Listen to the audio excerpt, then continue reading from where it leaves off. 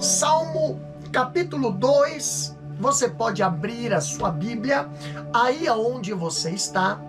Salmo capítulo 2, versículo 1 até o versículo 12. Você pode acompanhar com a sua Bíblia aí aberta, né? E juntamente conosco nesta leitura. Livro de Salmos, capítulo 2, versículo 1 até o 12, que diz assim a palavra do Senhor. Porque se amontinam as nações e os povos imaginam coisas vãs. Os reis da terra se levantam e os príncipes juntos se macumunam contra o Senhor e contra o seu ungido, dizendo: rompamos as suas ataduras e sacudamos de nós as suas cordas. Aquele que habita nos céus se irá. O Senhor zombará deles. Então lhes falará na sua ira, e no seu furor os confundirá. Eu, porém, ungi o meu rei sobre o meu santo monte Sião. Recitarei o decreto. O Senhor me disse: tu és meu filho, eu hoje te gerei. Pede-me, e eu te darei as nações por herança, e os confins da terra por tua possessão. Tu os esmigalharás com uma vara de ferro, tu os despedaçarás como um vaso de oleiro. Agora, pois, ó reis, sede prudentes, deixai-vos instruir, juízes da terra. Servi ao Senhor com alegria e alegrai-vos com tremor. Beijai o filho, para que se não ire, e pereçais no caminho, quando em breve se inflamar a sua ira. Bem-aventurado todos aqueles que nele confiam. Meus queridos irmãos, nesta palavra temos o tema: o trono de Deus não está abalado. Quando olhamos aqui para Salmo, capítulo 2, versículo 1 a 12, a Bíblia nos ensina aqui que o trono de Deus, ele é inabalável. Esse salmo messiânico, ou seja, trata-se de um salmo que é citado no Novo Testamento como referência ali a Jesus. Como nós vemos nos Salmos, capítulo 8, capítulo 16, capítulo 22, nos Salmos, capítulo 23, capítulo 40, capítulo 41, capítulo 45, também nos Salmos, capítulo 68, 69, 102, 110 e 118. Salmos com referência a Jesus. Agora, apesar de o Salmo do capítulo 2 historicamente fazer referência ao reinado de Davi, profeticamente esse salmo aponta para Jesus, o Messias. E quando nós olhamos na perspectiva da tipologia, Jesus é o cumprimento deste salmo.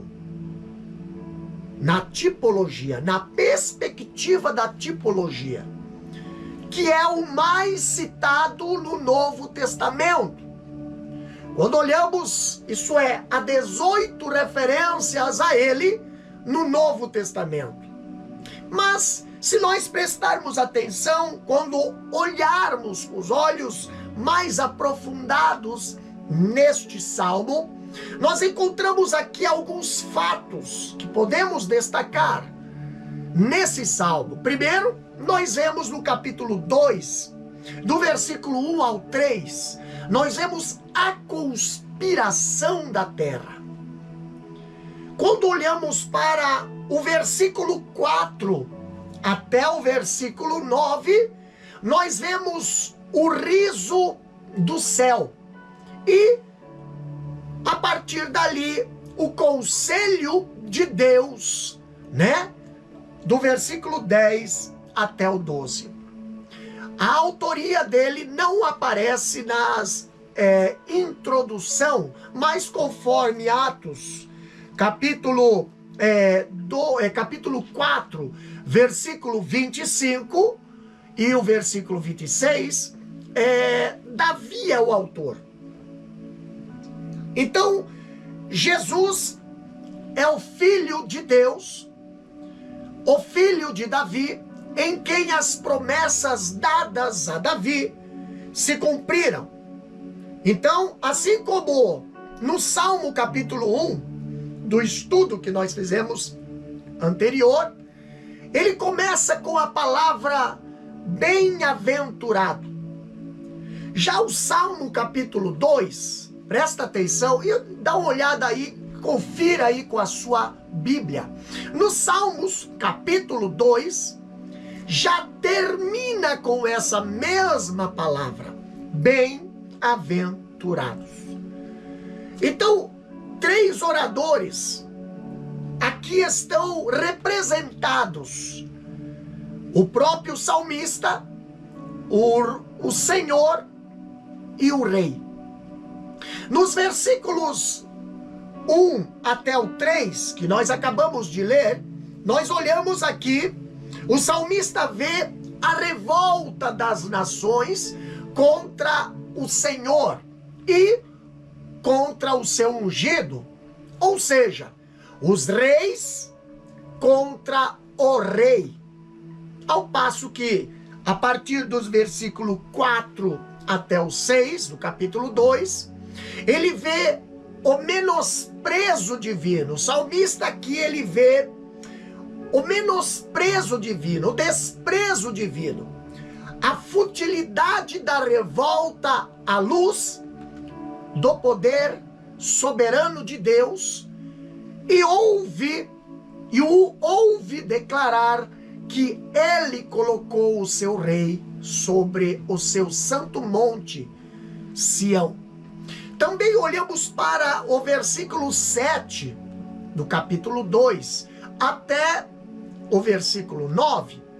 Aqui nós vemos que o rei, ele declara o decreto divino que estabeleceu sua autoridade e recebe ali a garantia de Deus de que sairá vitorioso, ao passo que já o versículo 10 até o 12, o salmista, ele extrai as lições que os povos rebeldes deviam aprender e exortar-os e fazerem as pazes com Deus. Então, nesse texto, nesse capítulo, nós vemos, em primeiro lugar, a conspiração da terra, a rebeldia da terra.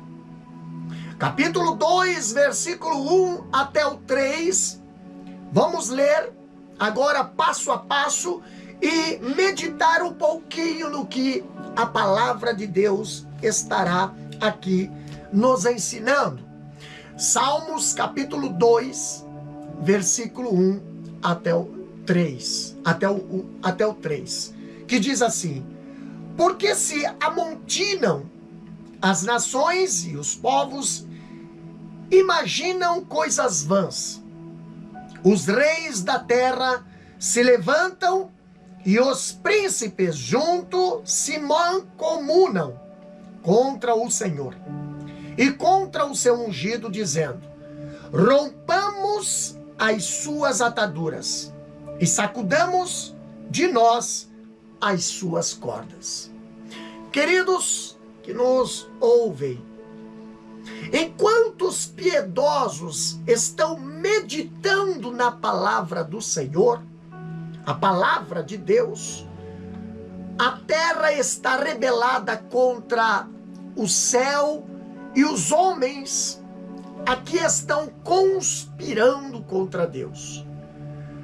Essa oposição contra Deus é rancorosa, é deliberada, obstinada e confederada. A falta de extensão dessa revolta contra Deus. Aqui nós vemos os gentios, os povos, os reis e príncipes. E essa oposição, ela procede de todas as nações. Que nações, pastor? Judeus, gregos e romanos. E também ela procede de todos os níveis. Níveis, pastor? Povos, reis e príncipes. E de todas as gerações. Como fala Atos capítulo 4, versículo 27. Então aqui nós encontramos 4 fatos importantes. E o primeiro fato está no versículo 1, a parte A, que é a fúria desse povo. A fúria desse povo. Ali no versículo 1 de Salmos capítulo 2 diz: porque se amotinam as nações.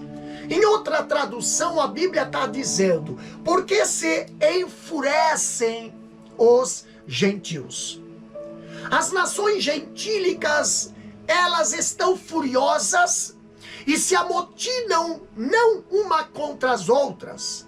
Elas estão furiosas com Deus, com o propósito de organizar uma insurreição. E os gentios estão tão agitados como um mar tempestuoso. Aqui nós vemos que a imagem é de um mar enfurecido, batendo numa rocha.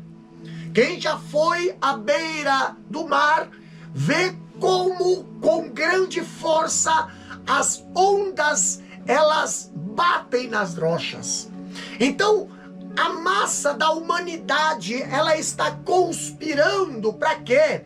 Para atirar em Deus, e as nações organizadas e as pessoas individuais estão tentando aqui descobrir como Deus pode ser destronado e até mesmo destruído. Essa rebelião, meus queridos que nos ouvem, essa rebelião universal contra o governo divino expõe a natureza essencial do pecado. Isso é, que é uma rebelião moral, uma revolta contra as leis de Deus. Então, em suma, pecar é colocar a vontade do homem no centro da vida em vez da vontade de Deus. Então falamos aqui da fúria desse povo contra Deus. Também falamos agora sobre as imaginações vãs, que é a parte B do versículo 1 do capítulo 2 de Salmo, quando eles diz: e os povos imaginam coisas vãs. É uma pergunta. Os povos aqui têm se esmerado em cogitar coisas vãs. A expressão coisas vãs, aqui ela significa que o plano deles é destituído de proveito e complementamente, ou completamente inútil. Nesse sentido, aqui nós podemos dizer que a rebelião do homem contra Deus é irracional e sem esperança. Pastor, querem ser grandes e sábios, querem viver sem Deus e construir altares para si mesmo. Em outras palavras, as loucuras dos homens transbordam nesses desvaneios. Olhando para um comentarista chamado Charles Spurgeon, ele escreve que o imperador Diocleciano, ele cunhou uma medalha na qual consta a inscrição: o nome dos cristãos está sendo extinto. E na Espanha foram erigidas 2 colunas monumentais nas quais estava escrito: Diocleciano, Joviano, Maximiano, Hércules, César Augusto, por ter ampliado o Império Romano para o Oriente e para o Ocidente, e por ter extinguido o nome dos cristãos que levaram a República à ruína. Diocleciano, Joviano, Maximiano, Hércules, César Augusto, por ter adotado Galério no Oriente, por ter abolido a superstição de Cristo em todos os lugares, por ter estendido a adoração dos deuses, longe, porém, de estar morto, o cristianismo estava na véspera do triunfo final e permanente, e a pedra fechava um sepulcro vazio como uma urna que Electra lavou com lágrimas. Nem na Espanha, nem em outro lugar podemos identificar o lugar do sepultamento do cristianismo. Por quê, pastor? Porque não existe. Aquele que vive não está na sepultura. Então nós temos aqui um terceiro ponto interessante. No versículo 2 agora, fala sobre a oposição aberta contra Deus e seu Messias. Vamos ler o versículo 2. Os reis da terra se levantam e os príncipes justos se mancomunam contra o Senhor e contra o seu ungido. Então, o apóstolo Pedro, os apóstolos, né? Pedro e também João, aplicaram esse versículo à perseguição que sofreram em Jerusalém. Quando olhamos em Atos capítulo 4, versículo 26 e 27, se nós prestar atenção, olha o que a Bíblia fala ali. Atos capítulo 4, acompanha aí com a sua Bíblia. Atos capítulo 4, versículo 26 e 27. Diz assim: levantaram-se os reis da terra, e os príncipes se ajuntaram a uma contra o Senhor e contra o seu ungido, porque verdadeiramente contra o teu santo filho, Jesus, que tu ungiste, se ajuntaram não só Herodes, mas Pôncio Pilatos com os gentios e os povos de Israel. Então, se nós prestar atenção aqui, o povo se juntou com as autoridades contra Jesus e depois contra sua igreja. O verbo aqui levantar significa preparar-se para a guerra. Então, ao longo da história, os reis, os príncipes, os grandes líderes, os grandes pensadores, os grandes filósofos e cientistas, os poderosos deste mundo, se mancomunam para declarar guerra a Deus, para se insurgirem contra o Senhor e seu ungido. Presta bem atenção, meus queridos. Todos todos eles conjuntamente se põem em formação opositora contra Deus. Então, não se trata de amotinação temporária, mas se trata de ódio, um ódio estranhado, porque eles se levantam resolutamente para resistir quem? O príncipe da paz. E a motivação, versículo 3, nós temos aqui a motivação da conspiração. Qual é a motivação da conspiração? Versículo 3 diz: rompamos as suas ataduras e sacudamos de nós as suas cordas. Qual é a motivação da conspiração aqui? Os homens, por quererem viver assodadamente no pecado, empenham-se em se livrarem de Deus. Por quê, pastor? Porque querem ser livres para cometer toda sorte de abominações. Querem ser seus próprios deuses para se livrarem de toda restrição, né? Aqui nós vemos que as autoridades e o povo não querem se submeter à soberania de Deus.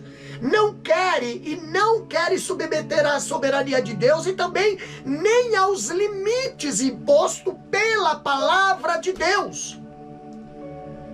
Então os homens pecaminosos nunca se dispõem a andar dentro das fronteiras que Deus impõe às suas criaturas. Eles querem andar livres. Para eles, o jugo de Cristo não é suave. Para eles, o jugo de Cristo, nem o fardo dele é leve. Então, por isso, aqui a única coisa sobre a qual essas nações concordam entre si, está lá em Lucas capítulo 19, versículo 14, que é o que, pastor? A única coisa que eles concordam entre si. Abra a Bíblia, Lucas 19, versículo 14, que diz assim, ó: Mas os seus concidadãos aborreciam-no e mandaram após ele embaixadores, dizendo: não queremos que este reine sobre nós. Então, a única coisa que eles queriam, que as nações concordaram entre si, não queremos que este reine sobre nós. Aqui nós vemos o ateísmo. Ela é uma questão intelectual. O ateísmo não é uma questão intelectual, mas é uma questão moral. Moral por quê? Romanos capítulo 1, versículo 18. A Bíblia nos dá esta resposta. Aqui, Romanos capítulo 1, versículo 18 diz o seguinte: porque do céu se manifesta a ira de Deus sobre toda impiedade e injustiça dos homens que detêm a verdade em injustiça. Então, meus queridos, uma vez que o homem, quando não muda a sua conduta, automaticamente procura mudar sua teologia. Hoje vivemos essa época aonde a teologia íntegra, a palavra genuína de Deus, ela está sendo incômodo para aqueles que querem um cristianismo liberal, que querem uma vida liberal. Tipo assim, não tem problema nós estarmos frequentando uma igreja, desde que esta igreja não toque no meu pecado, não fale contra o meu pecado, não denuncia o meu pecado. Mas a Bíblia nos ensina diferente. Quando olhamos para o capítulo 2, versículo 4 e 5, aqui nós vemos o riso do céu. Aqui nós vemos Deus, ele rindo deste povo. Porque se nós olharmos, a terra, ela não consegue abalar o céu.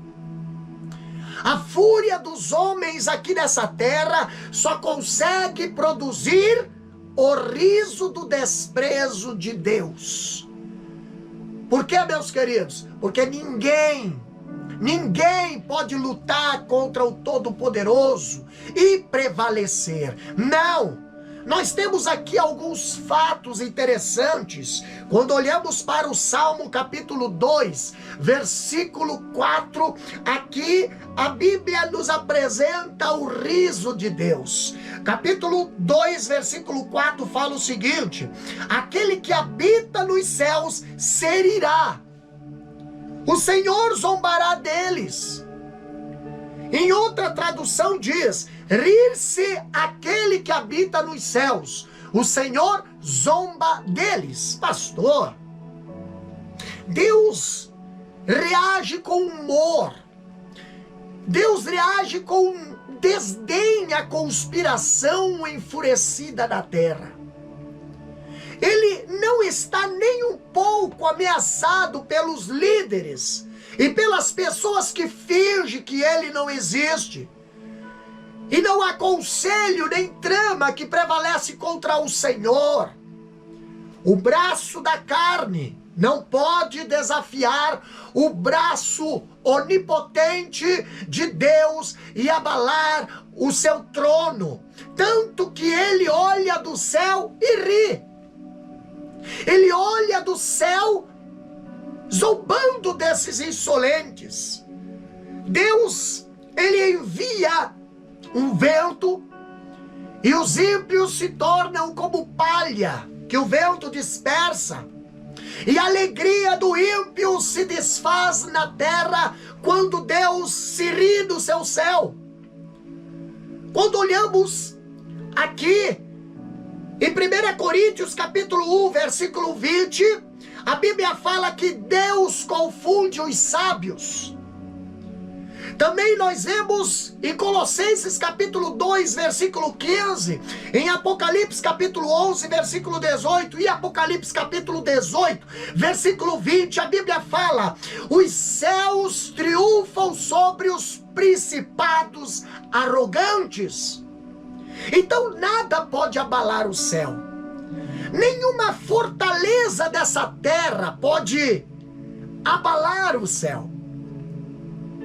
Quando olhamos o versículo 5 de Salmos capítulo 2, a Bíblia fala sobre a ira de Deus.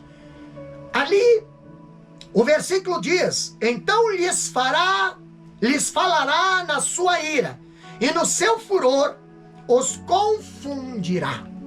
Olha só que interessante. Deus derir-se. Deus fala. Não precisa atacar, pois o sopro de sua boca é suficiente. No momento em que o poder desses povos está no ápice e a fúria no ponto mais forte, sai a palavra divina contra eles. Isso nos ensina que nem sempre Deus retribui a rebelião do homem no ato de sua loucura. Interessante aqui que Deus, ele dá corda, e o homem chega até a pensar que escapará do juízo. Deus, ele dá corda, e o homem chega a pensar que um dia não precisará prestar conta.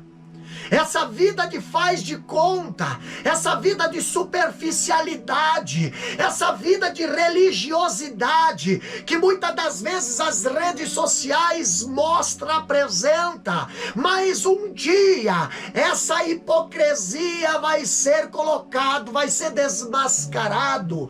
Pastor, Deus, ele dá corda, e o homem chega a pensar que escapará do juízo. Mas no tempo oportuno de Deus, ele fala e os tronos da terra se abalam. Ele demonstra seu furor e os homens ficam confundidos. Aonde o poder nesta terra, aonde toda a força dessa terra não consegue conter o sopro, a palavra, o poderio de Deus. Quando olhamos para o capítulo 2, versículo 6, nós vemos aqui a vitória do Messias, o Filho de Deus. E longe de Deus ficar em apuros com a conspiração dos homens, porque ninguém coloca Deus contra a parede, ninguém coloca Deus sob pressão, ninguém pode exigir, pode ali, ninguém. Então, longe de Deus ficar em apuros com a conspiração dos homens, ele constitui seu Filho como o Rei dos Reis. Jesus, ele é o Rei entronizado na cidade celestial de Sião, como fala em Hebreus capítulo 22, Hebreus capítulo 12, versículo 22 ao 24. Ele ali está exaltado à destra do Pai, tendo recebido todo o poder e toda a autoridade nos céus e na terra, como fala em Mateus capítulo 28, versículo 18. Então, ele é o cabeça de todas as coisas, incluindo a sua igreja, como diz Efésios 1, versículo 20 e 23, e Colossenses 1, 15 a 19. Então, sobre isso aqui nós temos algumas verdades interessantes. Primeiro, ele apresenta o reinado do Messias. Aqui no versículo 6, diz o seguinte: eu, porém, constituí o meu rei sobre o meu santo monte Sião. Se você prestar atenção, o Deus que está no trono é quem governa a história. O Deus que está no trono é o que tem o controle da história. O Deus que está no trono é que é o alfa e o ômega, o princípio e o fim, é o começo e o fim. Ele levanta reis e derruba seus tronos, de seus tronos os poderosos. Levanta reinos e os derruba também. Contudo, assim como Deus levantou Davi, ele também levantou Moisés. Então nós vemos que o Rei dos Reis e seu trono jamais será abalado. O seu reino jamais terá fim. Ele é o rei de seus inimigos, o rei do seu povo, o rei do seu pai. Então nós temos aqui a revelação do rei. Temos a filiação do rei. A filiação do Messias está no versículo 7. Quando diz aqui, recitarei o decreto. O Senhor me disse: tu és meu filho, e eu hoje te gerei.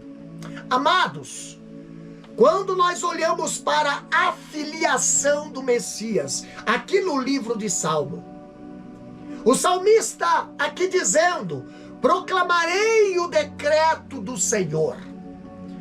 Ele me disse: tu és meu filho, eu hoje te gerei.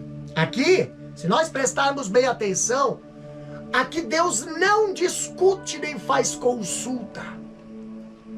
Aqui Deus, ele não pede opinião. Deus aqui, ele não pede nenhum ponto de vista, aqui não. Aqui Deus, ele decreta.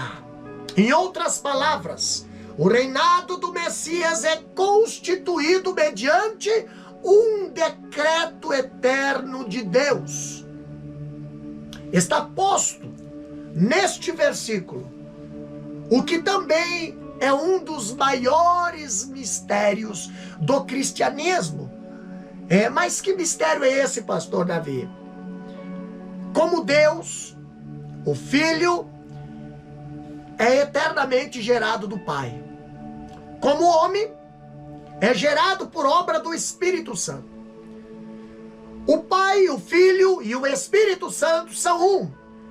E ao mesmo uma triunidade. Então, embora Deus seja um só, subsiste em três pessoas distintas, porque o Pai, o Filho e o Espírito Santo são da mesma essência e substância, são coiguais, coeternos e consubstanciais. Então, quando olhamos para esta expressão aqui no versículo 7, tu és meu filho, eu hoje te gerei, nos obriga a entender que nem Davi, nem os anjos podem se candidatar a essa honrosa posição, a qual ecoa no batismo de Jesus, lá no capítulo 3 de Mateus, que eu quero ler aqui com os irmãos, capítulo 3, versículo 17, olha o que a Bíblia diz aqui. Capítulo 3 de Mateus, versículo 17.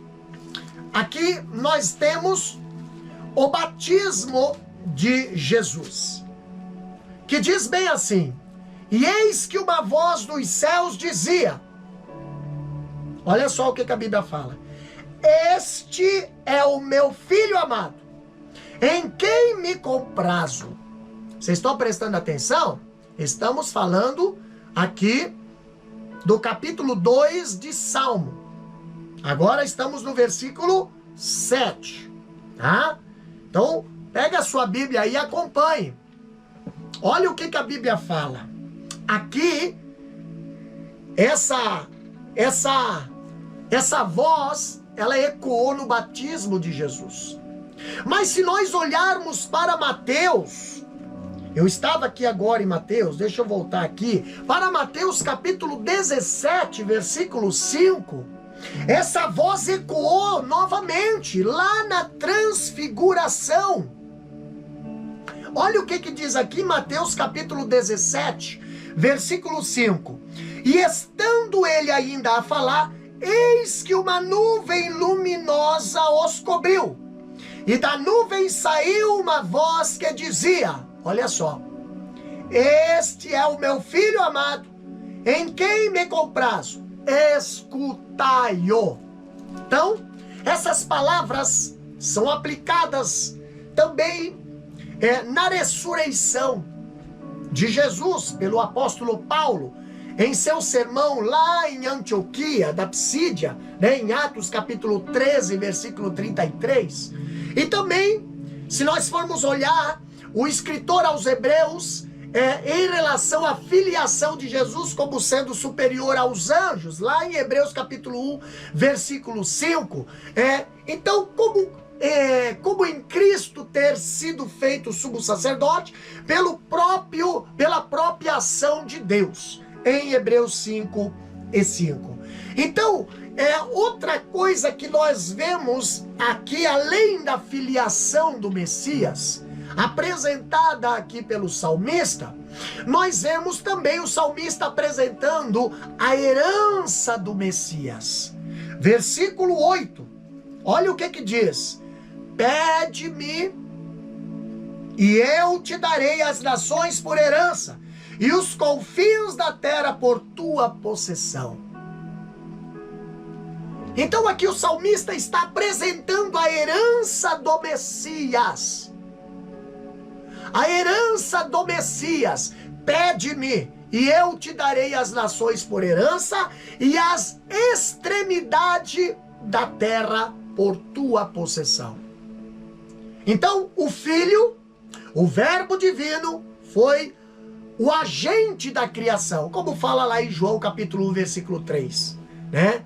Tudo é dele, portanto essa promessa está relacionada com a redenção, uma vez que ele morreu para comprar com seu sangue os que procedem de toda tribo, língua, povos e nação, como fala em Apocalipse capítulo 5, versículo 9. Olha aqui, ó.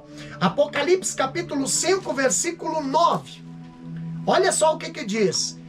E cantava um cântico, um novo cântico, dizendo: digno és de tomar o livro e de abrir os seus selos, porque fosse morto, e com o teu sangue compraste para Deus homens de toda a tribo, língua e povo e nação.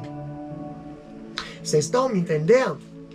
Aqui nós vemos o Messias viu o penoso trabalho de sua alma e ficou satisfeito, como fala Isaías capítulo 53, versículo 11. E Deus lhe deu muitos como sua parte, versículo 12. E de modo que a igreja é um presente de Deus Pai ao Deus Filho. Se nós olharmos para João capítulo 6, olha só que interessante essa passagem. João capítulo 6, versículo 37. Olha o que diz aqui, versículo 37 e o versículo 44. Versículo 37. E no último dia, o grande dia da festa, Jesus pôs-se em pé e clamou dizendo: se alguém tem sede, que venha a mim e beba. Agora capítulo 6. Capítulo 6, versículo 37. Eu estava no capítulo 7. Capítulo 6, versículo 37. Aqui, ó. Tudo que o Pai me dá virá a mim. E o que vem a mim, de maneira nenhuma o lançarei fora. Versículo 44 agora. Ninguém pode vir a mim se o Pai que me enviou não o trouxer. E eu o ressuscitarei no último dia. Interessante, né?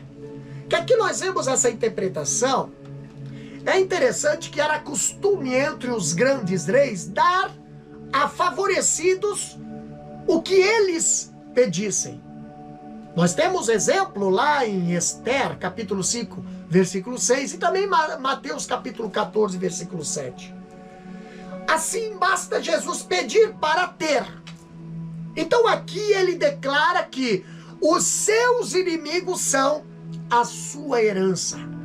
Diante deles ele declara este decreto: olhei aqui, brada um ungido, segurando no alto com a mão perfurada o cetro do seu poder.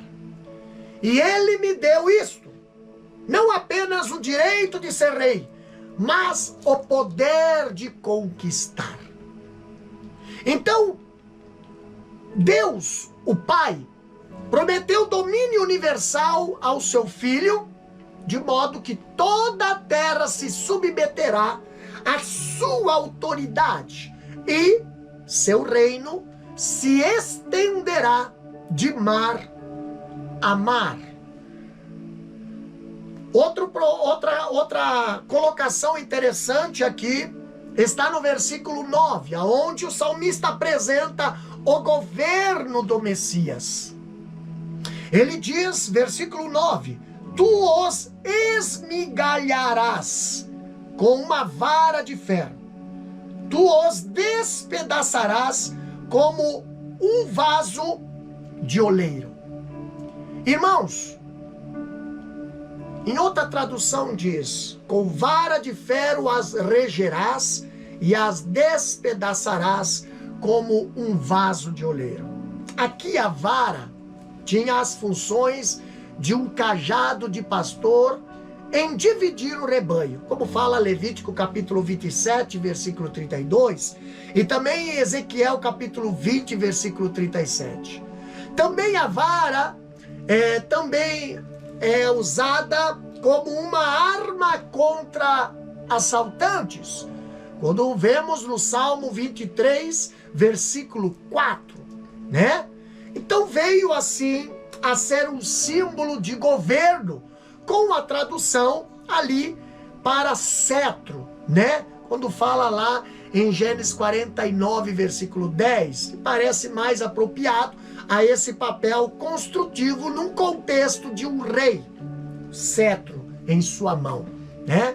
Então, aqui nós vemos que Deus deu ao seu ungido a vara de ferro com a qual ele fará em pedaços as nações rebeldes. E, apesar da força imperial, eles não passarão de vasos de oleiro facilmente despedaçados com a vara de ferro que está na mão do onipotente Filho de Deus. Então, aqueles que não se dobram serão quebrados. A ruína dos pecadores será incorrigível se Deus os golpear.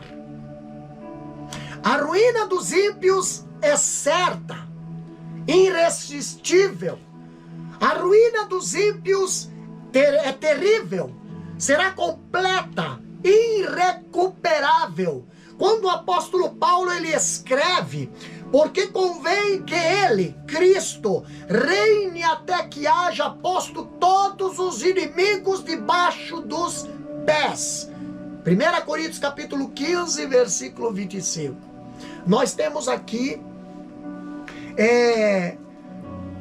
um ponto de vista que é interessante. Aqui é fácil Deus destruir os inimigos. Lembramos-nos, é interessante que nós podemos lembrar lá de Faraó, seus sábios, seus exércitos, os seus cavalos afogando-se e afundando-se como chumbo no Mar Vermelho. Todo mundo conhece essa história. Esse foi o fim de uma das maiores tramas formada contra os escolhidos de Deus. Entendeu? Então, se por algum acaso há uma trama contra os escolhidos de Deus, cuidado. Cuidado, porque com Deus não se brinca. De 30 imperadores romanos, presta bem atenção no que eu vou falar para vocês. De 30 imperadores romanos, governadores de províncias, líderes e outros altos oficiais do poder que se distinguiram pelo zelo e crueldade na perseguição dos primitivos cristãos. Um logo ficou louco depois de ter cometido certa atrocidade cruel. Outro, a história diz que foi assassinado pelo próprio filho. Outro ficou cego, tendo os olhos saltados das órbitas. Outro foi afogado, outro foi estrangulado. Outro morreu em deprimente cativeiro. Outro caiu morto de modo insuportável de contar. Outro morreu de doença tão repugnante que muitos médicos que o atenderam morreram por não aguentar o fedor que enchia o quarto. Já 2 cometeram suicídio. O terceiro tentou, mas teve de pedir ajuda para terminar o ato. Quando olhamos, 5 foram assassinados pelos próprios súditos ou criados. Outros 5 tiveram as mortes mais desgraçadas e torturantes. Muitos tiveram uma complicação inédita de doença e 8 morreram na batalha ou depois de serem levados prisioneiros. Entre esses estavam ali o apóstata Juliano. Se você pesquisar na história, você vai saber quem era esse apóstata Juliano. Dizem que nos dias em que gozava de prosperidade, ele apontou o punhal aos céus, desafiando o Filho de Deus, a quem chamou comumente de Galileu. Mas, quando estava ferido na batalha e viu que tudo estava acabando, Ele recolheu seu próprio sangue coagulado e o lançou ao ar, exclamando: tu venceste, ó Galileu. Então aqui nós vemos que Deus, Ele fará juízo contra os que se levantam, os seus opositores.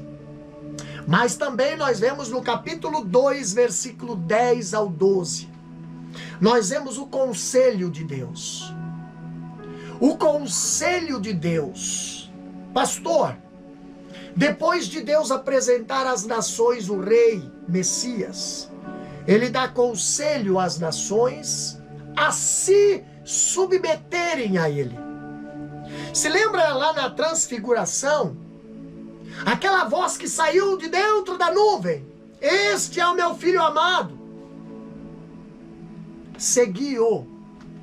Então, nesse sentido aqui nós vemos alguns pontos importantes. Olha o que o salmista ele fala no versículo 10.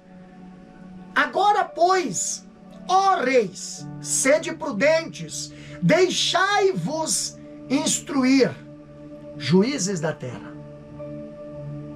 Então o que o salmista está dizendo? Abra seus ouvidos. Você que está nos ouvindo aqui, esta palavra é a palavra de Deus, não é a palavra do pastor Davi. Essa palavra era para ontem e é para hoje ainda. Abra os seus ouvidos. Reis, sede prudentes, deixai-vos advertir, juízes da terra. Tem gente hoje que pensa que é Deus, pensa que a verdade é deles. Então aqui, em vez de conspirar contra o Messias de Deus, os reis e os juízes da terra devem se submeter a ele, devem obedecer-lhe, porque a guerra do homem contra Deus não terá sucesso, e sendo assim é melhor que se renda alegremente. Aceite Jesus, entregue-se, se renda àquele que é superior. Em suma, os reis e juízes da terra devem ser prudentes, devem ser ensináveis. Hoje nós vemos pessoas que não querem mais aprender, não querem mais se submeter à palavra, não querem mais estar debaixo da palavra do Senhor. A palavra de Deus é inegociável, a verdade é absoluta. Ela não pode ser alterada, nem acrescentada, nem diminuída. Nenhuma revelação há de novo nessa terra, a não ser que seja pautada com a palavra que já foi revelada. Quando o salmista diz: reis, abra os seus ouvidos, ele também fala no versículo 11, a parte A: abra as suas mãos. Abra as suas mãos. As mãos é sinônimo de trabalho. Aqui o versículo 11 diz: servir ao Senhor com temor e alegrai-vos com tremor. Então o que a palavra de Deus está nos trazendo aqui? Aqui os reis e os juízes da terra devem servir ao Senhor, colocando suas mãos para fazer o bem, e não colocando suas mãos para prover o mal. Esse serviço não pode ser com arrogância. Esse serviço não pode ser com narcisismo. Esse serviço não pode ser com orgulho. Esse serviço precisa ser uma expressão do santo temor. Temor ao Senhor é o princípio da sabedoria. Então esta palavra vem ao nosso encontro nesse momento. ouvi a palavra. Abra as vossas mãos. E no versículo 11, a parte B, abra os vossos corações. Alegrai-vos nele com tremor. Pastor, o Messias deve ser o centro dos nossos afetos, o motivo da nossa alegria. O Messias deve ser a razão da nossa mais profunda devoção. Hoje vivemos em tempos em que as pessoas querem ser o centro, querem a honra, querem a glória, querem ser o centro da atenção, querem ser ali aquela a frente, querem estar na ponta, eles querem ser o Deus. Mas a palavra de Deus diz, a palavra de Deus fala que nós devemos abrir o nosso coração e fazer com alegria. Olha só que interessante. O escritor, ele fala que o temor sem alegria é tormento, e a alegria sem o santo temor é presunção. Então olha só que interessante, quando nós vemos a palavra de Deus aqui nos trazendo, nós vemos a obra aqui também apresentada pelo salmista no versículo 12. Vemos algo interessante, que o salmista no versículo 12, ele fala que nós devemos abrir os nossos lábios. Abrir os nossos lábios para quê, pastor? Olha só que interessante. Versículo 12 diz: beijai o filho, para que se não ire, e pereçais no caminho, quando em breve se inflamar a sua ira. Bem-aventurado todos aqueles que nele confiam. Beijai o filho para que não se irrite, e não pereçais no caminho, porque dentro em pouco se lhe inflamará a ira.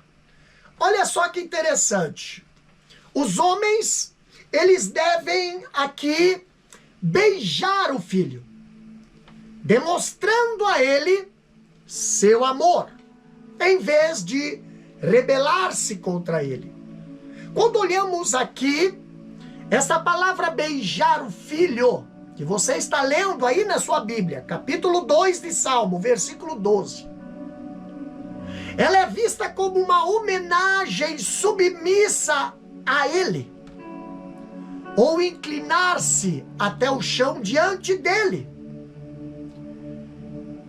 Às nações amotinadas é oferecida a única esperança, que é aqui a submissão. O que é mais um convite do que um ultimato. Beijai o filho. Quem é esse filho? Hã?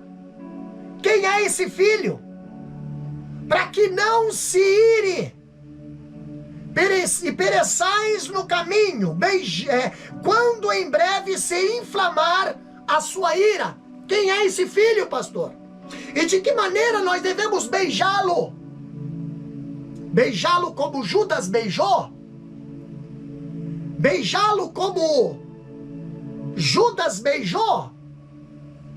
Judas beijou, mas aquele beijo que Judas fez ao Filho de Deus era um beijo de traição.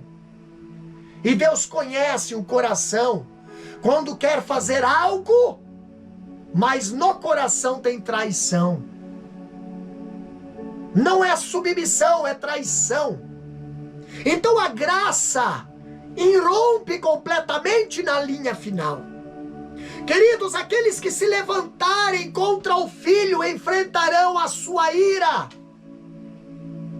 Jesus, ele lavou os pés de todos os discípulos. Ele serviu a todos os discípulos. Mas teve alguém que se levantou contra Jesus. Teve alguém que beijou Jesus. E esse beijo não foi um beijo de conte comigo. Não, este beijo foi um beijo de negócio. Foi um beijo de entrega. Foi um beijo de traição. Quantos hoje estão se organizando, estão se macunando, estão fazendo esse conselho para beijar o filho, mas um beijo de venda, um beijo de negociação, um beijo de entrega para a morte. Mas a Bíblia, que o salmista nos chama a atenção, e ele diz no capítulo 2, versículo 12, beijai o filho. Esse beijo, um ato de submissão, um ato de amor declarado. Para quê, pastor? Para que não se ire e pereçais no caminho, quando em breve se inflamar a sua ira. Eu pergunto, como é que está o teu relacionamento com o Filho de Deus? Apocalipse, capítulo 6, versículo 12 até o 17, diz bem assim, ó.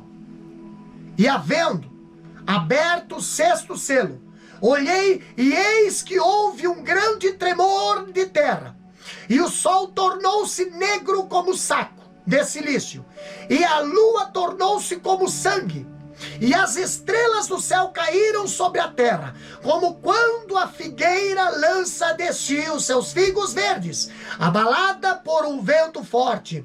E o céu retirou-se como um livro que se enrola, e todos os montes e ilhas foram removidos do seu lugar, e os reis da terra, e os grandes, olha só os reis da terra, e os grandes, e os ricos, e os tribunos, e os poderosos, e todo servo, e todo livre, se esconderam nas cavernas e nas rochas das montanhas, e diziam aos montes e aos rochedos, caí sobre nós, e escondei-nos do rosto daquele que está sentado sobre o trono da ira do Cordeiro, porque é vindo o dia da sua ira, e quem poderá subsistir?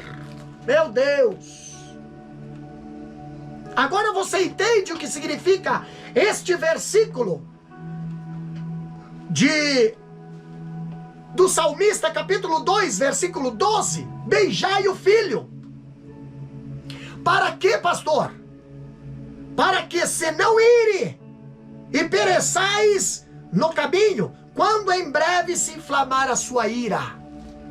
Você pode anotar aí, Apocalipse, capítulo 6, versículo 12 até o 17. Esse dia está próximo. E se não haver conversão, e se não haver arrependimento, e se você não se entregar a tua vida para o Senhor, ou talvez está brincando com as coisas de Deus, brincando de ser crente, talvez está beijando como Judas está beijando, está usando Jesus por fins, quem sabe, financeiros, por fins, quem sabe, de status, de fama. Eu quero dizer para você, o dia da ira do Senhor está perto. Então é oportuno aqui que a ira do filho não precisa ser aquecida 7 vezes mais, não. Basta se inflamar um pouco e os pecadores serão consumidos. A paciência de Deus não é placidez, assim como a sua ira inflamada não é falta de controle, não. Nem seu riso é crueldade, não. Nem sua compaixão é sentimentalismo, não. Na verdade, só os que se refugiam em Deus são verdadeiramente felizes. Porque não há refúgio contra Deus mas apenas nele. Aqui nós vemos que os cristãos vê no Salmo capítulo 2 o quadro do rei messiânico que ora, governa o mundo e que se destina a governar até que subjugue os demais governantes e liberte o reino para o Pai, como fala em 1 Coríntios capítulo 15, versículo 24. Lá no livro de Apocalipse, ali nos mostra o quadro final de Cristo governando com um cetro de ferro e portando o título, lá em Apocalipse capítulo 19, versículo 15 e 16, aonde ali diz: Rei dos reis e Senhor dos senhores. Queridos, então aqui nós vemos o levante das nações contra Deus, o riso de Deus olhando essa atitude das nações, a apresentação do Filho pelo próprio Deus, o conselho para servirmos a este Filho e ouvirmos e obedecermos a sua palavra. Então, para nós concluir este capítulo, nós vemos, fazendo um paralelo com o capítulo 1, que nós falamos no último estudo de Salmos, nós vemos que no Salmos capítulo 1, aqui o salmista apresentou um contraste entre o justo e os ímpios. Já no capítulo 2, nós vemos o contraste entre a desobediência tumultuosa do mundo ímpio e a exaltação certa do justo Filho de Deus. Se nós olharmos para o capítulo 1 de Salmos, nós vemos os ímpios serem afugentados como palha. Já no capítulo 2 de Salmos, nós vemos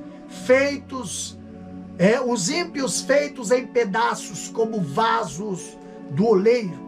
Se nós olharmos um paralelo, capítulo 1 de Salmo, nós vimos os justos como as árvores que crescem à beira dos rios. Aqui no capítulo 2, contemplamos Cristo, o cabeça da aliança dos justos, em situação melhor do que as árvores que crescem à beira dos rios. Por quê, pastor? Porque ele foi feito Rei de todas as nações, e diante de quem todos os gentios se curvam e beijam o pó, enquanto ele mesmo dá uma bênção a todos os que põem a confiança nele. Queridos, aonde você tem colocado a sua confiança? Quem você tem escolhido para ser o teu Senhor e Salvador? O trono do céu nunca será abalado. Então, enquanto aqui nessa terra, para nós concluir agora, eu quero que você faça uma reflexão aí. Enquanto aqui nessa terra os tronos, as autoridades, as lideranças, os juízes estão abalados, estão corruptos, estão negociando a verdade, estão tendo como certo aquilo que é errado, estão tendo como errado aquilo que é certo. Os tronos estão sendo disputados por questões de status e não de méritos. Mas eu quero dizer para você, não confie nos tronos terrenos. Não deposite a sua confiança nos tronos dessa terra. Mas olhe para cima. Como Isaías olhou no capítulo 6 de Isaías, quando ali houve a morte do rei Uzias. Mas ele olhou para o céu e viu que o trono dos céus estava ocupado. O alto e sublime trono está ocupado. Aleluia!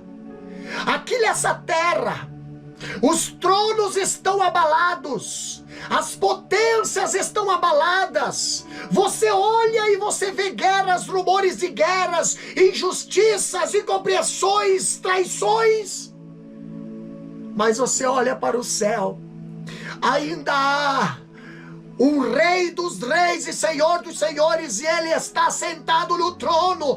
Ele tem o controle, Ele tem a autoridade, Ele é o alfa e o ômega, Ele tem tudo nas suas mãos, o controle. Então beije Ele, adore a Ele, entrega a tua vida para Ele, porque Ele tem a situação sob controle, e ali nada foge do controle dEle. A vara de ferro está na mão dele. Não deixe para a última hora, mas entrega a tua vida agora para ele. Jesus de Nazaré, aquele que comprou as nossas vidas, o nosso resgate com sangue na cruz do Calvário. Sim, ele está esperando você dizer: eu quero o Senhor como o único e suficiente Salvador da minha vida. Eu quero, Senhor, que tu seja o meu Senhor. Eu quero que tu seja o meu libertador. Eu quero que tu seja o Deus que vai comandar a minha vida, o Deus que vai ser dono da minha vida, que vai ser dono da minha história, que vai escrever o final da minha história, que vai decretar a vitória para muitas vidas que estão me ouvindo neste momento através das redes sociais. Escolha ele, porque ele tem o controle, ele tem o controle, a autoridade está nas mãos dele, e ele pode salvar a tua vida. Neste momento eu quero orar por você, eu quero que você aí estenda a sua mão, eu quero que você aí coloque a sua mão. Quem sabe você está enfermo, coloque a sua mão aonde está a enfermidade. Você que está afastado dos caminhos do Senhor, eu quero convidar você a voltar para o Senhor, a voltar a ter comunhão com Deus. Volte à casa paternal. O Pai está te esperando, o Pai te ama, o Pai deseja ter a comunhão contigo, intimidade contigo. Beije o Filho, beije o Pai, beije com aquele amor declarado ao Senhor e Salvador Jesus Cristo. Você que precisa aí que as portas estejam se abrindo, você que está desempregado, você que precisa de uma intervenção familiar, aí a tua família, os teus filhos, você nem sabe aonde está, o esposo está aí viciado, não sei qual é o teu problema, mas eu quero dizer, ele ainda está no trono, ele tem poder e pode mudar o teu cativeiro. Então ore conosco neste momento, a igreja ore conosco neste momento. Pai querido, Pai eterno, na tua presença, Senhor, nos colocamos aqui, Pai. Já ouvimos a tua palavra. Aqui, Senhor, já nos alimentamos, Senhor, do pão do céu. Pai querido, aqui nós aprendemos através da tua palavra que tu és um Deus que salva, que tu és um Deus que cura, que tu és um Deus que liberta, que tu és um Deus que restaura. Senhor maravilhoso, que esta palavra que foi ministrada aqui, Senhor, faça, Senhor, morada em cada coração, surta efeito, Senhor, em cada vida, que possa transformar, meu Deus querido, que possa trazer alegria aos corações aflitos, renovo, Senhor, espiritual, renovo, Senhor, ali físico, repreendendo toda a enfermidade, repreendendo repreendendo todo vício, libertando, Senhor, as vidas escravizadas, abrindo portas, Senhor, para aqueles que estão passando necessidade, para aqueles que estão passando, Senhor, por dificuldade neste momento. Vai ao encontro, Senhor. Levanta, Pai, vidas neste momento. Repreende, Pai Santo, aqui o espírito de morte, Pai Santo, o pensamento de suicídio que está parando aí na mente destas pessoas que estão, quem sabe, ouvindo neste momento esta live. Deus querido, traz de volta, abraça com o teu poder, abraça com o teu amor e misericórdia. Sim, meu Deus, nós te agradecemos, Pai, por esta live, te agradecemos por este estudo, Deus, no nome de Jesus Cristo. Amém, Senhor, e amém. Graças a Deus.